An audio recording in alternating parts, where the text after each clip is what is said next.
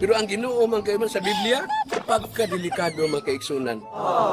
Do Samuel 12:11, miingon na sang Ginoo kang Hari David, buhaon ko imong asawa o gihatag ko sila sa imong silingan o sila modulog sa imong asawa bisag adlaw dako. Tanawa na man kaigsunan. 2 Samuel 12:11. Unsay gisulti ni sa Ginoo ngadto kang Hari David, ang iyang asawa ni Hari David buhaon sa Ginoo ug ipagamit sa silingan bisag adlaw dako. Maayo ka na magkaigsunan imong asawa buhaon sa Ginoo ipagamit sa silingan, pagkasopra lang maayong taos Ginoo. Ikaw sa ba na luoyan nimo?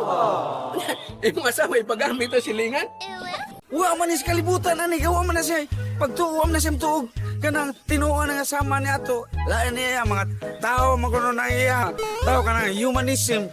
Mao na nga kinahanglan pa ni si Brad Rudy nga magtuon pag yun na siya unsa nang naas Biblia dili kay ilang sabton niya mayroon ba kayong dag istorya ba atik-atik sa kanang ko tanawa mo ni mo na bakakot ko Kristo bakakon ko no uya ang iya pagituan ang yawa maayo ko no nya karon maayo ang yawa nas Biblia nagtuo sa Dios nya siya wa mo tuo ano man ni siya nga ang iyang gituan mas maayo ko ng yawa nituo Dios unya siya wa mo tuo. Nasa Santiago 2:19.